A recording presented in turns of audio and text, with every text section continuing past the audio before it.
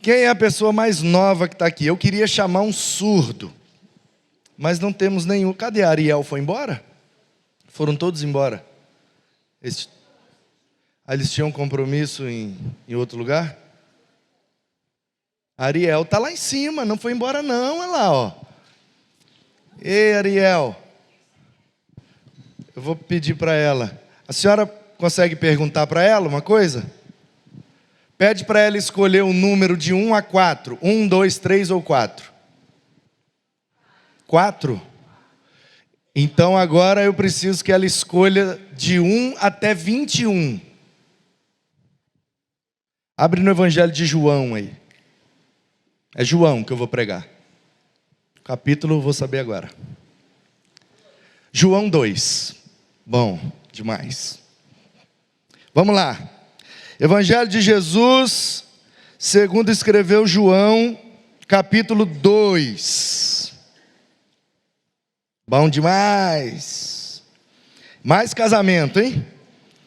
Quarta-feira, o menino escolheu Marcos 10, bateu no divórcio. Pá! Tomamos todo mundo uma paulada. E agora, a Ariel escolheu, bateu num casamento. Melhorou um pouquinho.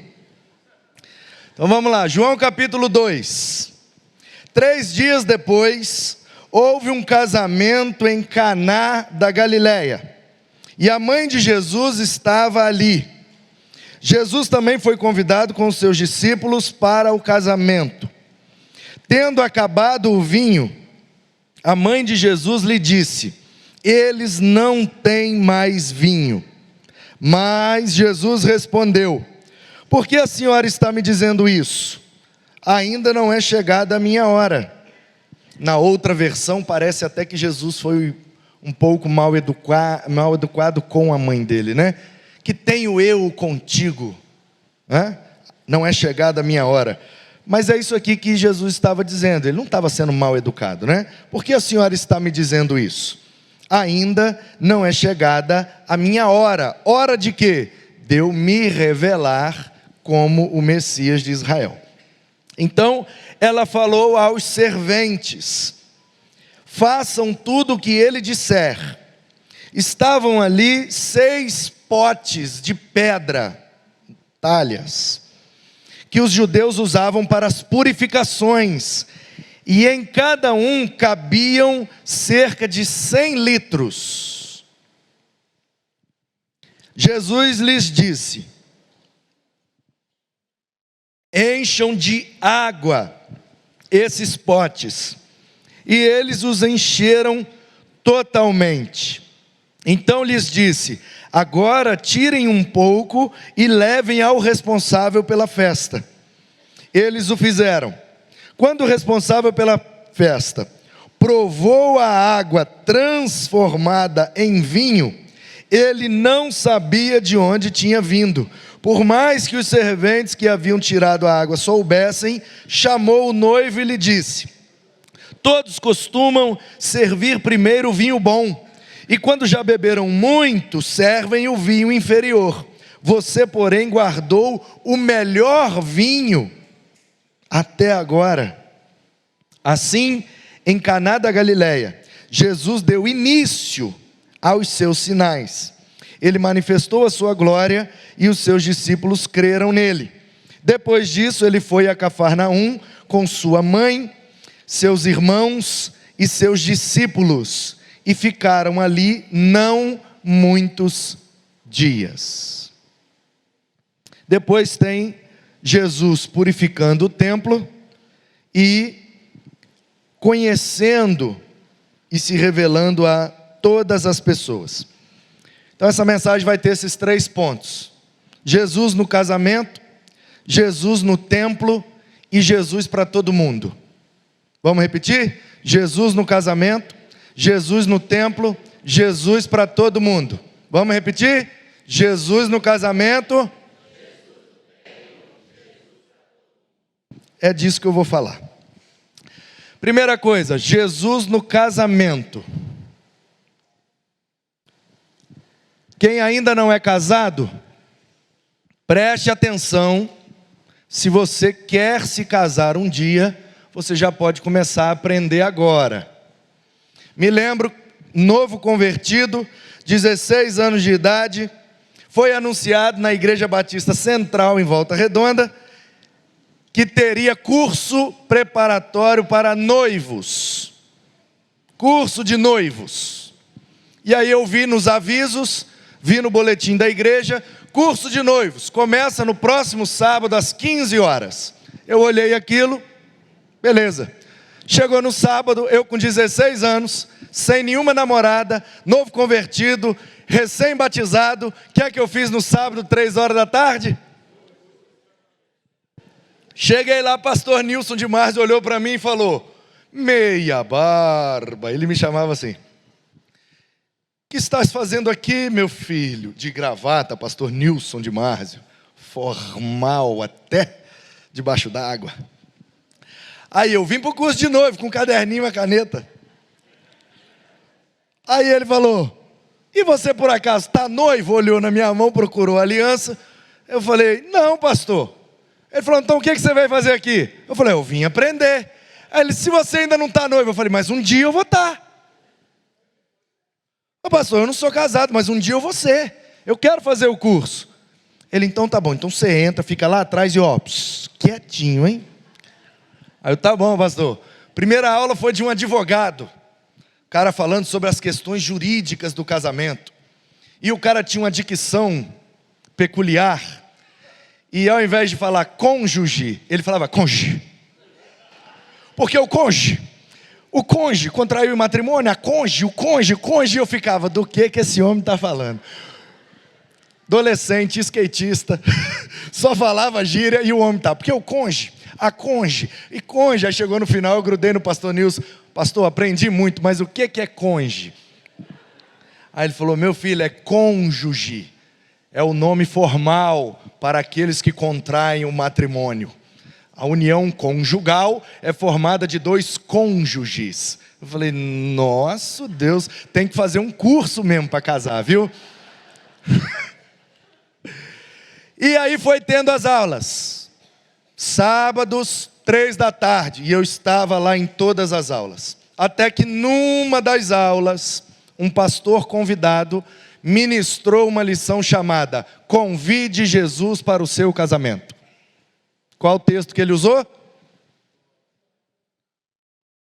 E aí ele olhou para esse texto e mostrou para a gente coisas preciosas que eu vou replicar para você nessa noite. Então a primeira coisa importante é, não deixe de convidar Jesus para o seu casamento. Não deixe Jesus de fora do seu casamento. Deixa eu te falar uma coisa. Se Jesus não estiver presente, o casamento está faltando uma parte. É preciso convidar Jesus. Ou talvez Jesus já fez parte, mas ultimamente ele tem sido esquecido. Então a gente tem que trazer ele de volta. Em Marcos capítulo 2, Lucas 2. No final do capítulo 2 de Lucas, oh meu Deus, deixa eu ver, peraí gente, deixa eu ver se eu estou bom de Bíblia ainda. Lucas 2, a partir do 41, isso mesmo. Você conhece a história, Jesus tinha 12 anos de idade, José e Maria saem de Nazaré, da Galileia, e andam cerca de 300 quilômetros a pé para levar Jesus na festa da Páscoa. O texto diz que todos os anos, anualmente, iam seus pais para a festa da Páscoa. Ao completar 12 anos de idade, Jesus foi junto, pela primeira vez. Ele foi no templo com 8 dias, foi apresentado, foi embora para Galileia, só voltou aos 12 anos. Por quê? Porque entre os judeus existe um evento chamado Bar Mitzvah, que significa filho do mandamento, filho da ordenança, filho da lei, por assim dizer. Bar Mitzvah. Hoje ocorre com os meninos judeus aos 13 anos. Naquele tempo era aos 12. Então, quando Jesus completou 12 anos, ele foi junto com seus pais para a festa da Páscoa. Por quê? Porque agora, com 12 anos, ele precisava passar pelo Bar Mitzvah. O que é essa festa? O menino que ficou na sinagoga dos 8 aos 12 anos, aprendeu a ler e escrever no Salmo 119, que é a cartilha dos judeus. Por isso que ele tem 176 versículos. São 8 frases com cada uma das 22 letras do alfabeto hebraico. Então 8 vezes 22, 176. Então o menino aprende a ler e escrever nessa cartilha, o que chamamos de Salmo 119. Ele passa 4 anos. Depois de aprender a ler e escrever, ele tem que decorar a lei de Moisés, para saber o que pode e o que não pode fazer. Depois ele aprende os profetas e os escritos. Ao final de 4 anos, ele encerra a sua jornada pedagógica e didática na sinagoga da sua região. Quando ele completa 12 anos, agora ele já está estudando há 4 anos, ele já sabe ler e escrever, ele já sabe a Torá, os 5 primeiros livros da Bíblia, o Pentateuco, de cor, ele já aprendeu sobre os profetas e os escritos, a história de Israel. É uma espécie de curso de Bíblia. Naquele tempo só existia o Antigo Testamento. Então o menino aprendia tudo que podia sobre o Antigo Testamento, fazia 12 anos, completava-se o 4º ano estudando, e aí ele se apresentava no templo, para passar por uma espécie de concílio. Abre parênteses, olha como nós caímos a qualidade. Olha como nós caímos de produção. Presta atenção comigo. Olha como é que nós baixamos o nível. Quem está comigo? Olha como é que nós baixamos o nível. Um menino de 12 anos, estudava 4 anos, se apresentava diante dos homens e dos sacerdotes no templo, para passar pelo concílio, responder perguntas sobre a lei, os profetas e os escritos. Se ele responder tudo certo, ele é aprovado, os homens dançam em volta dele, impõem as mãos, e de agora em diante ele é um bar mitzvah, ele é um filho do mandamento, ou seja, ele ainda não tem a maioridade civil, que chegará aos 30 de idade, mas agora ele já tem a maioridade religiosa. Se ele quebrar o mandamento, ele já deve pagar o que a lei prevê. Por isso ele é filho do mandamento, é a maioridade religiosa. Aos 30 vinha a maioridade civil. Então, olha como é que nós caímos o nível. Um menino de 12 anos de idade em Israel, estudava a Bíblia toda que ele tinha, por 4 anos, e se apresentava para ser um filho do mandamento, aos 12 anos. O que é que a gente faz hoje? A gente usa esse mesmo método para ser pastor na igreja. O cara estuda 4 anos, responde umas perguntas, se ele for aprovado, ele é pastor.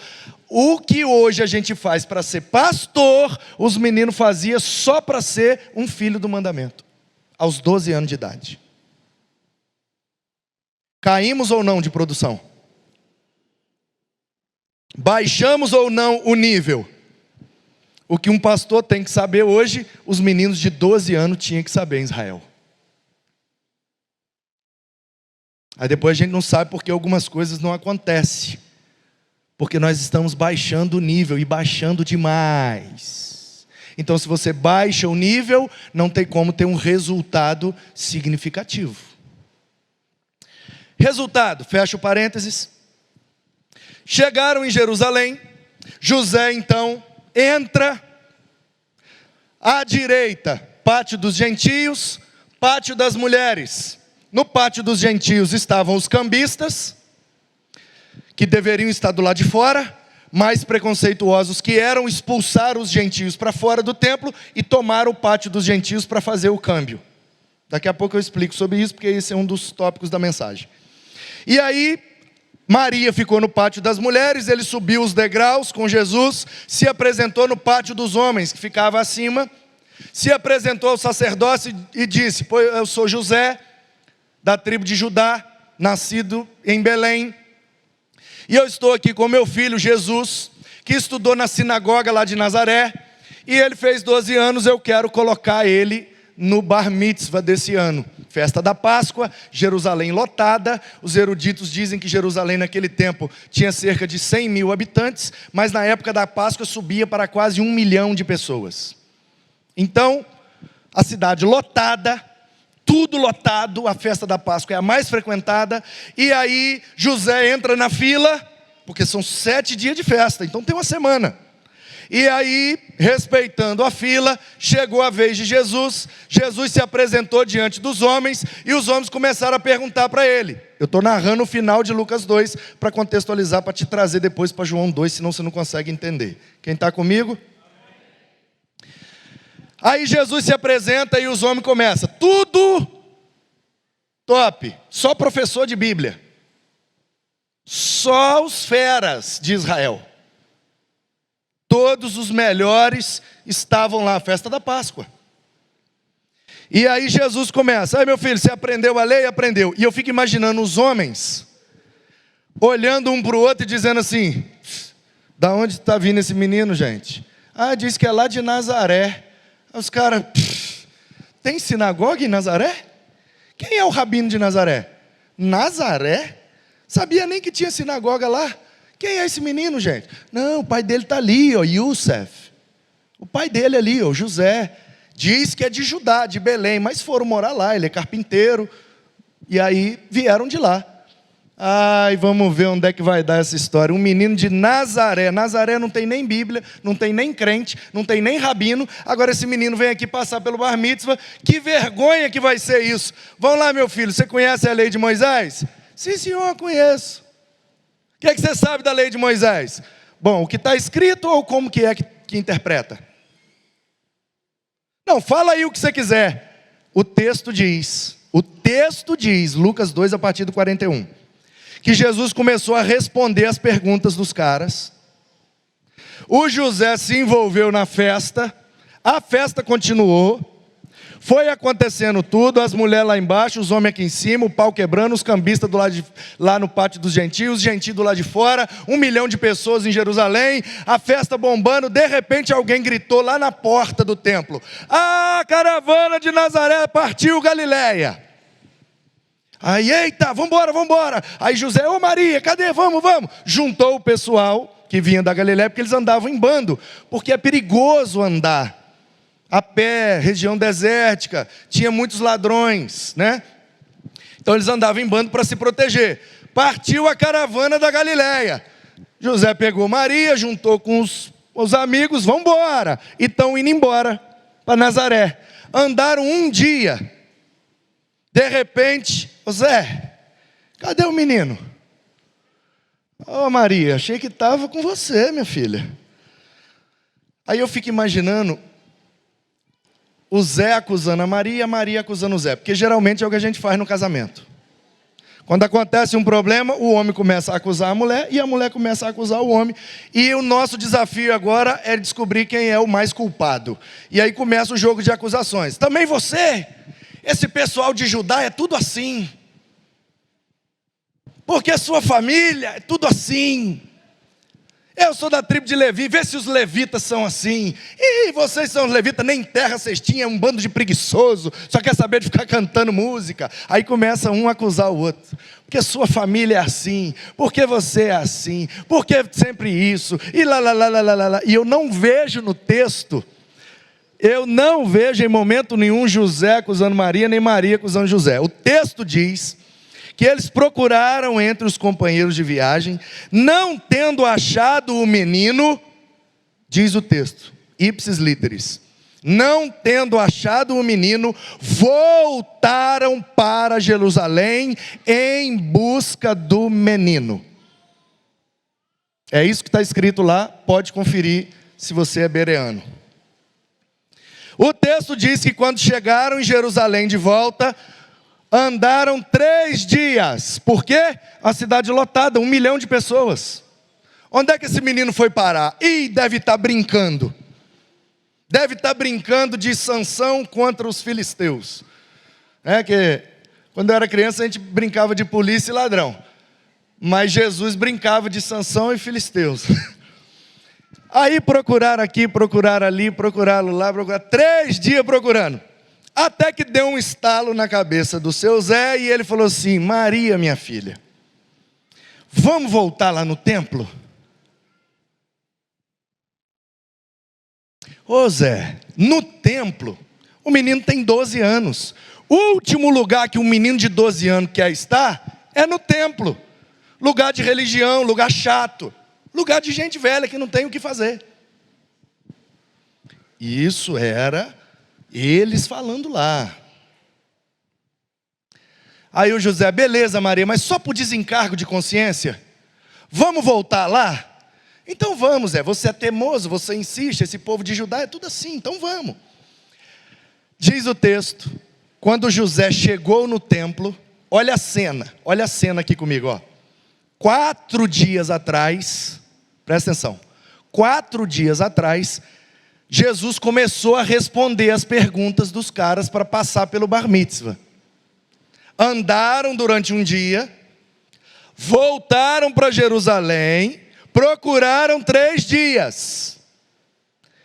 Quando José chegou no pátio dos homens, a cena que ele viu era essa: Jesus sentado, todos os mestres sentados em volta dele, e era Jesus que estava dando aula de Bíblia para os caras.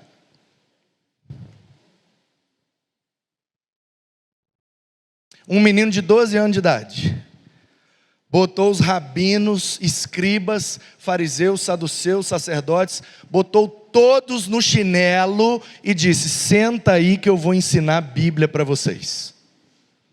Sabe o que é que eu vejo nessa cena? José chegando, os mestres todos em volta, os didáscalos. Algumas Bíblias traduzem como doutores, os que tinham mais conhecimento, mas é mestres, didáscalos. É o que passa didascalia. Didascalia é o conhecimento. E aí, todo mundo em volta e Jesus dando aula. E todos, diz o texto, maravilhados da forma como ele falava. Aí eu vejo a cena. Porque no início, os olhares de preconceito, pode vir alguma coisa boa de Nazaré? Tem sinagoga lá em Nazaré? Quem é o rabino desse menino? Como que vai ser esse bar mitzvah? O que esse menino vai saber responder de Bíblia? Nazaré não tem nada, um lugar longe, pequeno, pobre, lá só tem bandido, só fugitivo.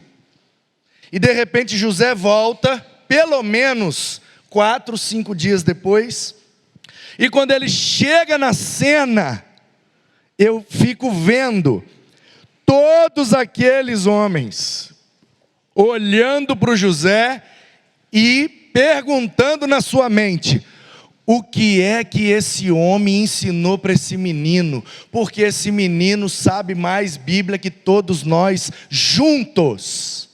E naquele tempo a responsabilidade de ensinar a Bíblia era do homem, porque a mulher não sabia ler e nem frequentava a sinagoga. Então, quando um menino ia bem no bar mitzvah, como hoje, um candidato vai bem no concílio, isso dá moral para o pastor do candidato, para a igreja do candidato. Nossa, aquele menino foi muito bem no concílio, é ovelha do pastor tal, é da igreja tal. Isso dá moral. Porque olha, onde que ele fez o seminário? Então dá moral para o seminário, dá moral para o pastor dele, dá moral para a igreja dele.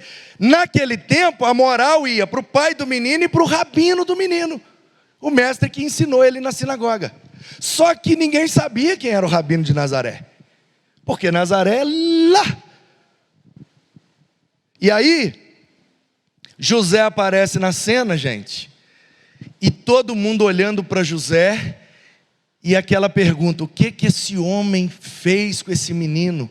Se esse menino sabe Bíblia desse jeito, imagina o pai dele, que é o pai dele que ensinou ele. E aí José, que saiu humilhado da cena, agora volta honrado. E olha que José nem é pai de Jesus, hein? É só o padrasto. Sim ou não? Uma vez um menino me procurou no gabinete e disse o seguinte: não tem como mais viver naquela casa. Eu falei: é simples, meu filho, arruma um emprego e mete o pé. Mas eu tenho que terminar de estudar. Eu falei: então, enquanto estiver debaixo daquele teto, quem manda lá não é você, porque não é você que paga a conta. E aí ele começou: por que isso, por que aquilo, por que isso, por que aquilo?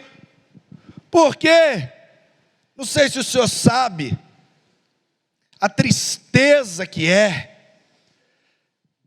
ser criado por um padrasto.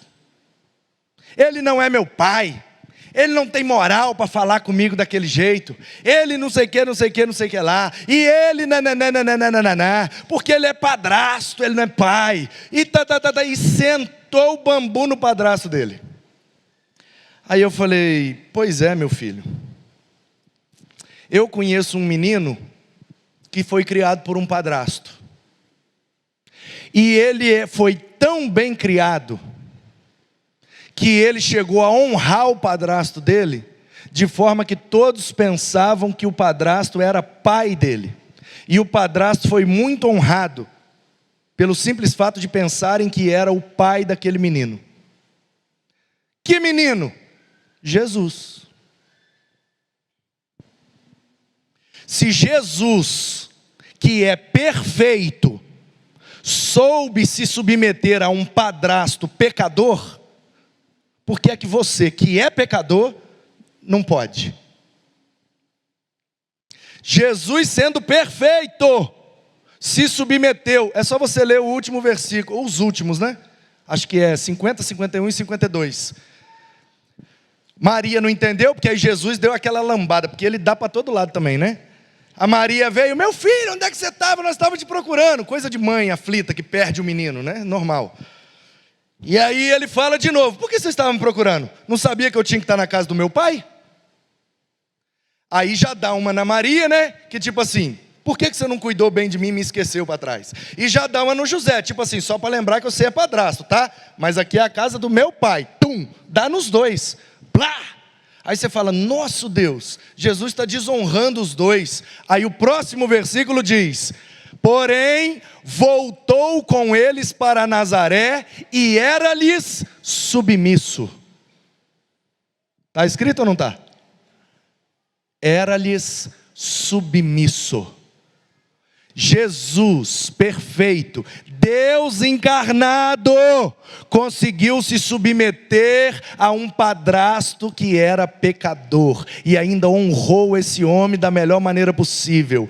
Eu quero perguntar para você: por que é que, sendo pecadores, nós achamos que não podemos nos submeter para viver bem em família?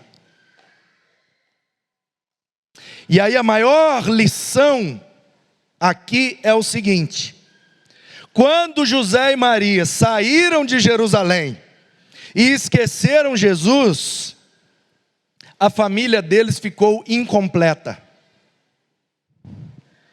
Porque a família era José, Maria e Jesus. Mas quando Jesus fica para trás, a família fica incompleta. Pega essa frase aí, ó. Quando Jesus fica para trás, a família fica incompleta. Qual é a solução? Botar a culpa um no outro? A solução é o que diz o texto: voltar para Jerusalém. Simboliza a presença de Deus, onde Jesus está.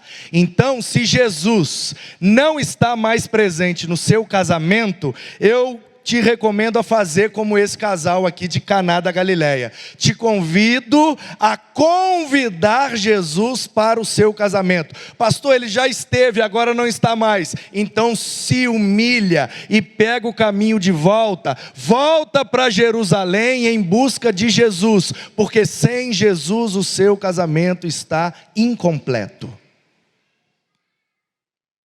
Amém?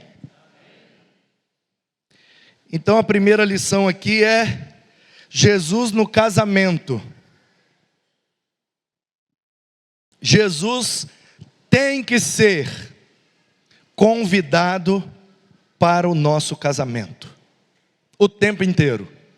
Tudo que fazemos, tudo que falamos, tudo que vivemos, tudo que investimos, tudo que nós fizermos como casal e também como família, devemos convidar Jesus. Por quê? Porque vai ter hora que vai faltar o recurso. O que é que aconteceu aqui? Acabou o vinho. Você sabe que vinho na Bíblia simboliza a alegria. Então é bem provável que tenhamos alguns casamentos que acabou-se a alegria. Quem é que pode trazer a alegria de volta? Vai faltar o recurso. É muita gente naquele casamento. Sabe como é que eu sei, mais ou menos, quantas pessoas tinha nesse casamento? Chuta aí, você acha que era quantas pessoas? Hã? 500, Samuel. Chutou bem, chutou quase. Passou tirando tinta da trave. Sabe quantas pessoas tinha nesse casamento? Cerca de 600 pessoas. Como é que a gente faz a conta? Uma talha tinha cerca de 100 litros. As talhas com água na entrada de um evento era para as pessoas lavar as mãos e os pés para entrar. As pessoas andam a pé. Não tem cimento, nem asfalto, nem paralelepípedo. Então todo mundo anda na terra, na areia. Vão adentrar um recinto que tem um evento onde vai haver comida e bebida. Então qual era o costume? Derramava-se cerca de 1 litro d'água, mais ou menos essa quantidade. Os serventes, os diáconos, os servos, os funcionários daquela casa ou daquele evento iam virando a água e os convidados iam lavando as mãos, lavando os pés para entrar. Cerca de 1 litro por pessoa. Se tinham 6 talhas, cada uma com 100 litros, 600 litros. Então mais ou menos 600 pessoas tinham entrado naquele evento. Como é que eu sei que todas entraram? Porque as 6 talhas estavam vazias. Lavou mão e pé de muita gente.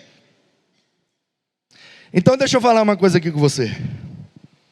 Jesus estava num evento que tinha uma multidão. O texto não diz quem era o casal. Não sabemos se é da família, se é parente. Era um casal. E Jesus foi convidado para a festa. De repente acabou o recurso. Não tem mais vinho. O que acontecia num casamento quando acabava o vinho? Acabava a festa. Então de repente a festa estava fadada a acabar. E Jesus fez um milagre para a festa continuar. Sabe por que é que muitos casamentos estão acabando? Porque não tem Jesus inserido no casamento para fazer o milagre, para que o casamento possa se estender cada vez mais. Entendeu? Então não deixe Jesus de fora do seu casamento, porque quando faltar alegria, é Ele que vai trazer. Quando estiver por um fio para acabar, é Ele que vai operar o milagre para estender a vida útil dos nossos relacionamentos. E nós vamos morrer casados para a glória de Deus, porque Jesus não vai ficar de fora dos nossos casamentos. Segundo, Jesus Já esqueceram, vamos repetir. Primeiro tópico, Jesus.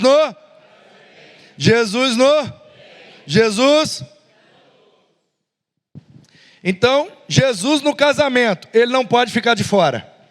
Senão acaba a alegria, acaba a festa. Segundo, Jesus no templo. O texto diz que estando próximo à Páscoa dos judeus, Jesus foi para Jerusalém. O Evangelho de João narra 3 vezes em que Jesus foi à Páscoa. Por isso a gente diz que o ministério de Jesus durou 3 anos e alguma coisa. Porque ele começa o ministério, um tempo depois ele vai para a primeira Páscoa, no ano seguinte ele vai para a segunda, no ano seguinte ele vai, na terceira ele já está ressuscitando. Então por isso a gente conclui que Jesus teve 3 anos e alguma coisa. Por aproximação a gente ficou convencionado 3 anos e meio de ministério. Só pelo Evangelho de João. Pelos outros 3, não dá para saber. E aí, queridos, o texto diz que estava na Páscoa. Jesus tinha acabado de começar o ministério dele, com sinais. Fez o primeiro milagre. E aí, encontrou no templo os que vendiam bois, ovelhas, pombas e também cambistas assentados. Tendo feito um chicote de cordas, se sua versão da Bíblia é um pouco mais antiga, provavelmente a palavra que aparece aí é azorrague. Azorrague é o nome da ferramenta, que é um pedaço de pau com um monte de pedaço de couro com uns ossinhos na ponta. Azorrague é o chicote de bater nos bichos. Só que alguns usavam para bater nas pessoas. Inclusive é com um desses que Jesus apanhou na sua crucificação. Ele pegou esse chicote e expulsou todos do templo com as ovelhas e os bois. Derramou o dinheiro dos cambistas pelo chão, virou as mesas. Atenção, tem gente que pega esse texto para dizer que Jesus bateu nas pessoas. Jesus não bateu em pessoa nenhuma não, você está lendo direito? Jesus bateu nas mesas. Certo? Certo? Disse aos que vendiam as pombas: tira essas coisas daqui, não façam da casa do meu pai uma casa de negócio. Os seus discípulos se lembraram que está escrito: o zelo da tua casa me consumirá. Salmo 69, 9. Se cumprindo ali. Então os judeus lhe perguntaram: que sinal você nos mostra para fazer essas coisas? Quem é você para chegar aqui e tirar os cambistas daqui de dentro? Destruam esse santuário, e em 3 dias eu o levantarei. Acharam que ele estava falando do templo de pedra. Ele estava falando do seu próprio corpo, que seria ressuscitado ao 3º dia. Ele, porém, se referia ao santuário do seu corpo. João já explica aí no 21. Quando, pois, Jesus ressuscitou dentre os mortos, os discípulos dele lembraram que ele tinha dito isso e creram na Escritura e na palavra de Jesus. Então, o que é que Jesus faz no casamento da gente? Ele traz alegria, ele traz a provisão e ele faz um milagre para não acabar. Então só Jesus Cristo salva nosso casamento, porque só Ele pode fazer o milagre na hora que a gente precisa.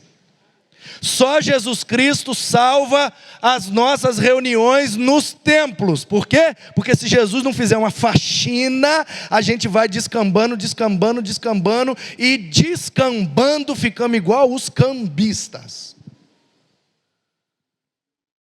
O que é que estava acontecendo aqui, gente? Já dei uma explicação prévia, vai ficar fácil de você entender. Tinha a porta do templo.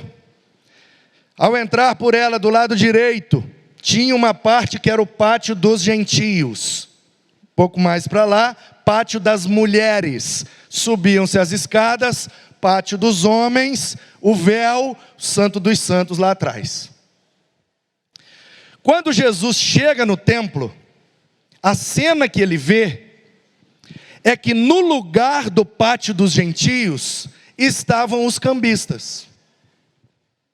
O que é que a gente precisa se atentar? O problema aqui não é o câmbio. O câmbio é bênção. O que é o câmbio? É troca, gente. Câmbio é troca. Então o que era o sistema de troca no templo? José, por exemplo, vinha lá de Nazaré, e José trabalhava com o quê? José trabalhava com o quê? Com o quê? Nossa, Deus.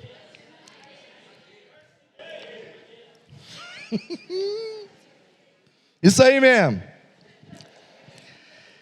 Então vamos supor que José, que era carpinteiro, mexia com madeira, levou um banco, um banquinho de madeira. Por quê? Porque era o que ele tinha. Aí ele chega lá no templo, vai no cambista, que faz a troca, chega lá no balcão e diz: ô meu querido, eu sou carpinteiro, eu tenho esse banco aqui, ó. Esse banco aqui eu vendo por 2 denários. O que é que você pode trocar aí para mim? Aí o cara: bom, 2 denários? Ou você leva essa pomba aqui e eu te dou um troco, ou você pode levar aquela ovelhinha ali também, que ela está meio doente, meio manca, meio coisa. Eu faço por 2 denários para você, eu troco pelo banco. Ah, então me dá a ovelhinha melhor do que a pomba, eu não quero troco não. Aí o cara pegava aquela ovelhinha lá, tadinha, judiadinha, foi sendo esquecida. Aí o cara fez baratinho, então toma a sua ovelha, me dá o seu banco, a troca. E aí o cara depois vendia o banco e fazia o dinheiro. Por quê? Porque o cara não pode subir os degraus e se apresentar no sacerdote sem entregar algo vivo para o sacerdote sacrificar e fazer o culto. Então o cara que não cria bicho, o cara que cria um bicho, ele pega o bicho e leva. Leva a ovelha, leva o boi, leva o bicho que ele cria. Mas e o cara que não cria bicho? Ou ele compra o bicho, ou ele troca pelo bicho, ou ele vai com dinheiro, ou ele vai com alguma mercadoria. E aí ele chega lá e tem os cambistas, os caras que vão fazer a troca para ele pegar um bicho vivo e fazer o culto dele dentro do templo. O que é que tem de errado nisso? Nada. Isso inclusive é ótimo, maravilhoso. Oportuniza todo mundo a entrar com um bicho vivo para o sacerdote matar e fazer o culto. Qual foi o problema? O problema é que o lugar dos cambistas é do lado de fora do templo. Na calçada, na rua. A pessoa chega ali, faz a troca, entra no templo. Aí o que aconteceu? Os judeus se achavam melhores, porque os judeus confundiram eleição com predileção. Uma coisa é eles serem o povo eleito, outra coisa é eles serem o povo predileto de Deus. Deus não tem povo predileto, Deus tem povo eleito. Eleito para quê? Para trabalhar para Ele, para aumentar cada vez mais o seu próprio povo. Nós somos eleitos para servir, nada além disso. Então, eles acharam que eram prediletos, os gentios não têm direito a adorar a Deus, então bota os gentios para fora, bota os cambistas aqui dentro, fica os cambistas, as mulheres, os homens e está tudo resolvido. E os gentios ficam do lado de fora. Aí Jesus entra no templo e fala: ei, cadê os gentios? O lugar deles não era aqui, ó. Era Jesus. Então por que está esse monte de barraca aqui, de banca, de cambista?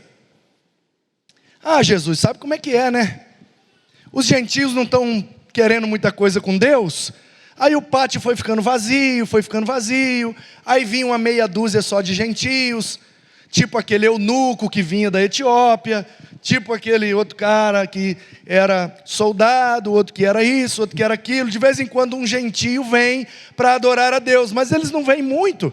Então a gente achou assim, que não tinha necessidade de ficar guardando esse espaço aí. Então a gente resolveu botar os cambistas aqui para dentro. Aí Jesus: ah, é? Então quer dizer que só vocês têm direito a adorar. Ah, Jesus, não é porque Deus escolheu nós? Não, Deus elegeu nós. Mas não é só nós. Deus quer ser adorado por todos. Inclusive Ele quer salvar todos. Mas Jesus, como é que a gente faz? Os cambistas já estão aí. Ele é muito simples, me dá esse chicote aqui. Para fora, todo mundo. Fico vendo meu avô na cena. Os netos tudo brincando na sala, ele pisava e falava: para fora! Corria tudo, igual barata quando acende a luz. Aí Jesus pega o chicote e eu fico vendo a cena. Felipe Ansa escreve uma cena poética linda sobre isso. O Jesus que eu nunca conheci. E tome-lhe na mesa. E derruba aquele monte de denário, aquele monte de troço. E as pombas tudo voando. Imagina a cena, gente. Nossa, eu quero ver demais. Quando eu chegar lá, eu pedir: Jesus, bota num telão aí para mim. Bota aí em 4K de LED para nós ver como é que foi aquela cena. Olha, vou te falar. E toma ele nas bancas e tá, e pá, e pô. Todo mundo para fora. Aí a editora da Bíblia bota a epígrafe, esse títulozinho em cima da passagem, e diz que Jesus purifica o templo. Purifica. Eu prefiro dizer: Jesus fez uma faxina. Então presta atenção. Por que é que Jesus tem que estar no casamento? Porque só Ele pode dar a alegria que a gente precisa, só Ele pode dar o recurso que a gente precisa, e só Ele pode fazer o milagre para essa festa chamada casamento não acabar. E Jesus faz uma faxina no templo. Por que é que de vez em quando Jesus precisa fazer uma faxina no templo? Porque nós confundimos eleição com predileção. A gente está olhando muito para dentro e achando que Deus só quer salvar a gente, que Deus só recebe a adoração dos crentes, que Deus só quer falar com os crentes, e a gente fica fechado dentro da nossa bolha, se esquecendo que Deus quer fazer com todos. Portanto, nós não devemos nunca fazer um culto num lugar sem se perguntar antes: Jesus está aqui dentro e Ele está se agradando no que está vendo aqui? Ou será que se Jesus descesse aqui agora, materializado, ressurreto, Ele não ia também dar uma chicotada nessas cadeiras aqui?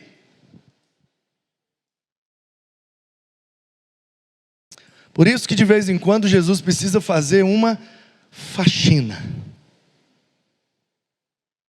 Me lembro da carta que ele pediu para o João escrever para a igreja de Laodiceia. Apocalipse capítulo 3.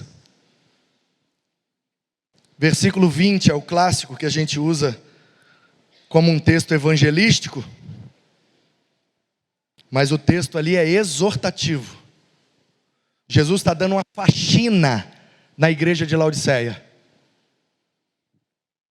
Qual a faxina que Jesus está dando na igreja de Laodiceia? Você sabe, fim do 1º século, o imperador Domiciano, extrema perseguição. Os crentes se reuniam escondidos em algumas casas, fechados, com medo de morrer.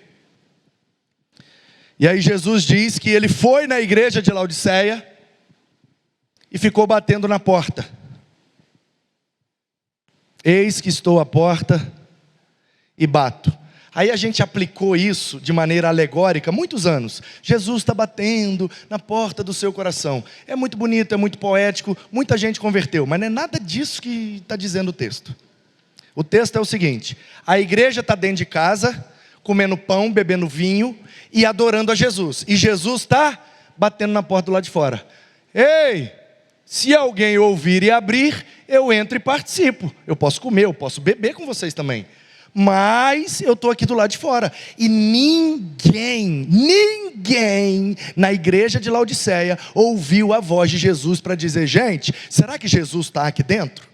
Será que isso que a gente está fazendo está atraindo a presença dEle? Será que Ele está se agradando disso? Ou será que nós estamos aqui muito bem, obrigado, confortáveis em nossa liturgia, maneira de ser, há 60 anos que a gente faz assim, aleluia, está tudo muito bom, mas será que Jesus está aqui dentro?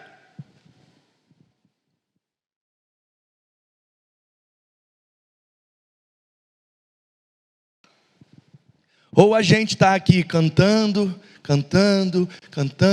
ouvindo palestras, estudos, ensinamentos, e Ele está lá do lado de fora. Ô, Pibitaim, abre aí para eu entrar, gente. Estou doido para fazer um negócio aí, precisando fazer uma faxina. Sabe, queridos, a nossa preocupação deveria ser essa. Vamos começar um culto? Vamos. Jesus está aqui, gente. Ele está aqui. O que a gente está fazendo aqui é para Ele? Foi Ele que mandou a gente fazer isso? Ou será que isso é coisa do nosso coração? Nossa mania, nosso costume, a gente faz assim, sempre fez assim. Porque às vezes, irmãos, a gente está fazendo coisa que Jesus nunca mandou a gente fazer.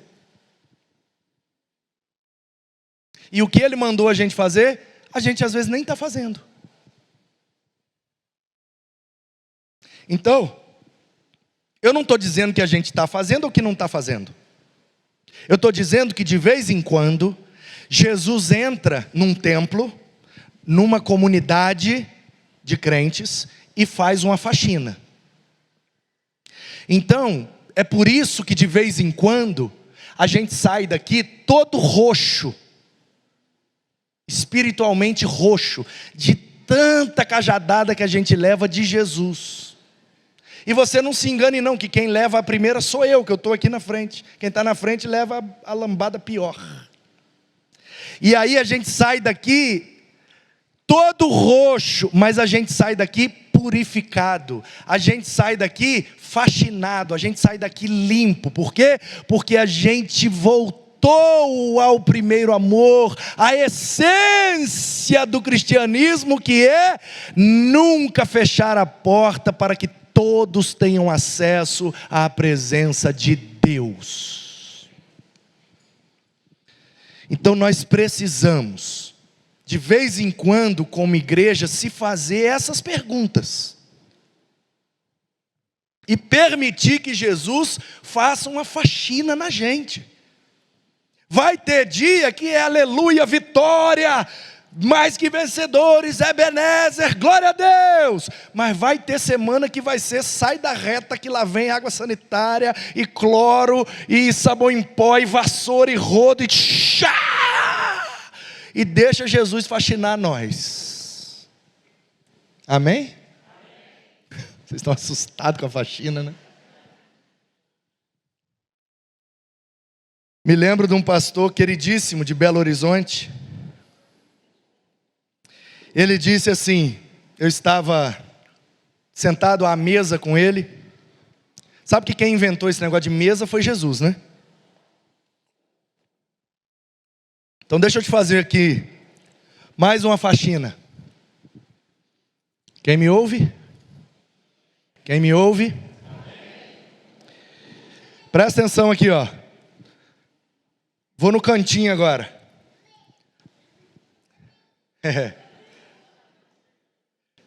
Amém, Vicente, é isso aí. Um velho pastor, ele não me autorizou a contar a história. A do outro eu vou contar, já emendei uma na outra, se vira para entender aí, é assim mesmo. Um pastor uma vez foi pastor numa igreja, uma igreja muito boa, lá no Rio de Janeiro. E aí depois dele, ele foi sucedido por um pastor mais jovem, que trouxe algumas mudanças, algumas coisas e tal. O povo assustou com as mudanças, correram lá no pastor antigo. Ô pastor, o senhor precisa ajudar nós. Aquele menino lá que o senhor deu posse, está mudando um monte de coisa, e já está não sei o quê, e está num negócio de bater na igreja que está danado, e o negócio lá não está bonito e não sei o quê. Ô pastor, ajuda nós, o que o senhor tem para nos dizer? Diz que o pastor maravilhoso disse assim: vassoura nova varre até os cantos. Foi Deus que botou a vassoura lá, deixa o menino fazer a faxina dele em paz. Voltando para a história do outro pastor, eu estava à mesa com ele, comendo uma muqueca, no restaurante do Curuca, melhor muqueca do Brasil, lá em Meaípe. Um beijo aí para a galera. E aí ele virou para mim, eu falando com ele, mas pastor, eu novo, tinha meses de ministério, e de vez em quando ele passa lá, feriado, férias e tal, lá nessa região. Soube que ele estava lá, dei logo um jeito de ir lá e pagar uma muqueca para ele, e enquanto a gente come a muqueca, eu vou bebendo e vou aprendendo.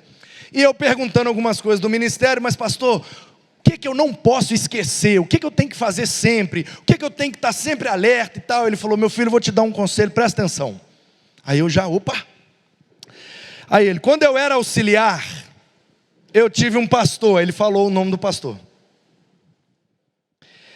E esse pastor, um domingo de manhã, eu como auxiliar, sentadinho lá em cima, daquele tempo que os mais santos sentavam aqui em cima. Vocês lembram disso? Não senta mais, sabe por quê? Porque nós descobrimos que quem sentava aqui nem era tão santo assim não. Aí, o auxiliar sentado aqui e o pastorzão já do meio para frente da carreira. Um domingo de manhã, a igreja lotada, a igreja estava redondinha. O auxiliar sentado, bebendo aqui do mestre, diz ele que o pastor entrou, e foi 40 minutos de paulada e cajadada,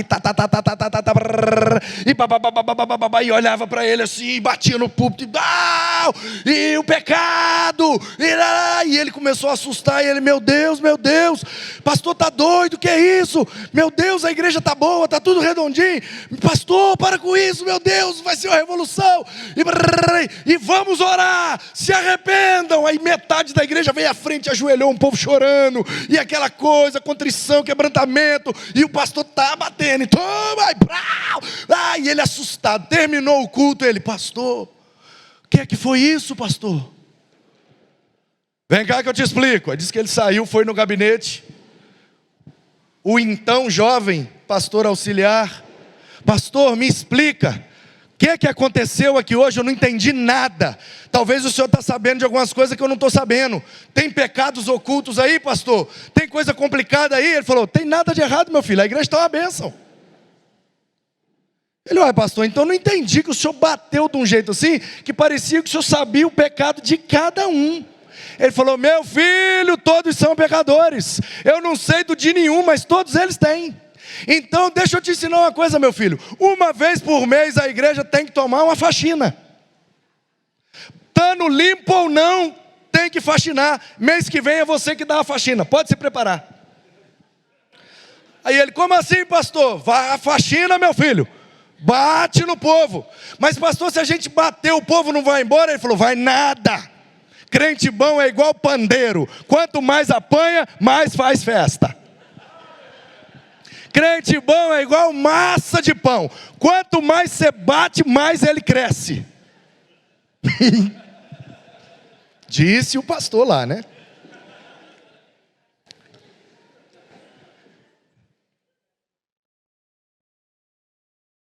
Mas pastor, qual é a teoria por trás dessa prática, pastor? Por que que de vez em quando tem que dar uma faxina? Ele falou: meu filho, é simples. É simples, meu filho. Ô gente, esquece o foguete, esquece a política. Daqui a pouco você fica tranquilo. Deixa o pau quebrar. Nós não temos nada com isso aí não. Nosso negócio é aqui, ó. Jesus está fazendo uma faxina. Presta atenção. Aí ele disse: meu filho, de vez em quando tem que ter uma faxina boa. Sabe por quê? Porque quem está em pecado pensa assim: eita, o pastor descobriu. Aí ele já começa a se consertar. Quem não tem pecado, claro que todos têm, mas não está pecando deliberadamente, fica vibrando e dizendo: é isso aí, pastor, bate mesmo, o fulano é meu vizinho, eu conheço, está todo errado mesmo, bate mesmo, pastor. Então quem está errado já começa a se consertar, quem está certo começa a vibrar, e o visitante pensa assim, ó: eita, que esse pastor é sério e é brabo, hein? Eu vou ficar nessa igreja que aqui o negócio é sério. Então, meu filho, não se esqueça, de vez em quando tem que dar uma faxina. Por quê? Porque se não limpar, junta muita sujeira. E Jesus não opera onde está muito sujo. Ele gosta do ambiente purificado. Então Jesus tem que estar no casamento. Jesus tem que estar no templo. E Jesus tem que ser para todos. Completa aí, é a conclusão do segundo ponto. Estando Jesus em Jerusalém durante a festa da Páscoa, muitos creram no seu nome quando viram os sinais que ele fazia. Mas o próprio Jesus não confiava neles, porque conhecia a todos. E não precisava que alguém lhe desse testemunho a respeito das pessoas, porque ele mesmo sabia o que era a natureza humana e pecaminosa. Então veja bem aqui, irmãos, e com isso aqui eu concluo. Jesus tem que estar no nosso casamento, porque é Ele que vai trazer alegria quando faltar, é Ele que vai prover o recurso quando acabar, e é Ele que vai operar o milagre para estender essa festa. Jesus tem que estar no templo, porque de vez em quando a gente precisa de uma faxina.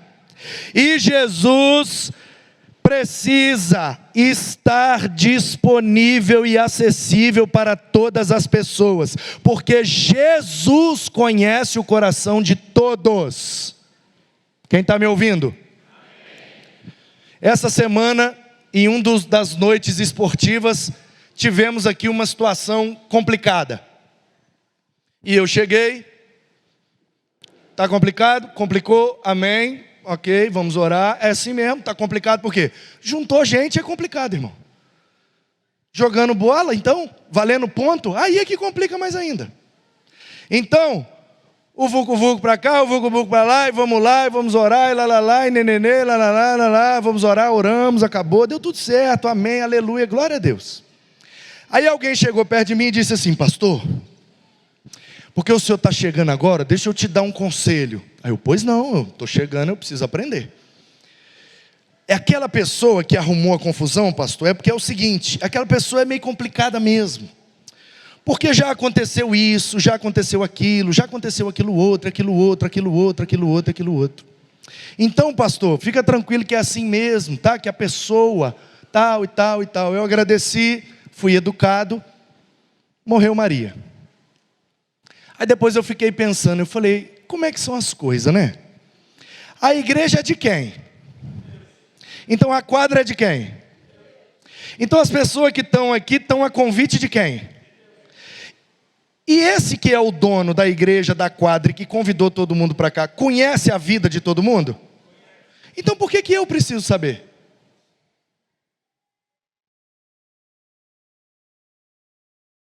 Quem é o dono da igreja, irmãos? Quem é o maior interessado no bem da igreja, irmãos?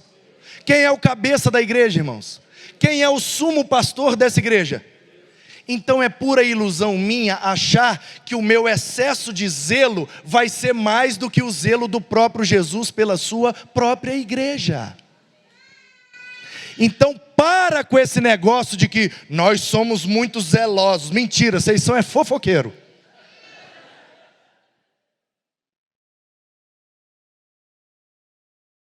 Já que é para faxinar, vassoura nova, vai até os cantos. E o que vai ser da igreja? Deixa que o dono cuida. O que vai acontecer com a igreja? Deixa que o dono cuida. Eu acho que ele sabe como é que cuida. Sabe por quê? Porque ele já está cuidando há 2000 anos e ela não para de crescer. Eu acho que ele sabe o que está fazendo, irmãos. Eu acho que ele conhece todas as pessoas. Eu acho que ele tem um propósito na vida de todos. Portanto, quem somos nós para julgar alguém se somos todos pecadores? Então Jesus tem que estar no casamento, porque às vezes é só ele que pode salvar. Jesus tem que estar no templo, porque só ele dá as faxinas boas que a gente precisa. E Jesus conhece todo mundo, e a igreja não pode atrapalhar que ele cumpra o seu propósito na vida de todos. Então para de cuidar da vida do outro e deixa que Jesus está cuidando. Para de ser tão zeloso pela igreja, porque Jesus já tem. O zelo da tua casa me consome, disse o texto. Quem tem zelo pela igreja é Jesus. Quem está cuidando da igreja é Jesus. Quem vai fazer a igreja crescer é Jesus. Quem vai purificar é Jesus. Quem vai trazer alegria é Jesus. Porque só Jesus Cristo salva. Aleluia! Glória a Deus!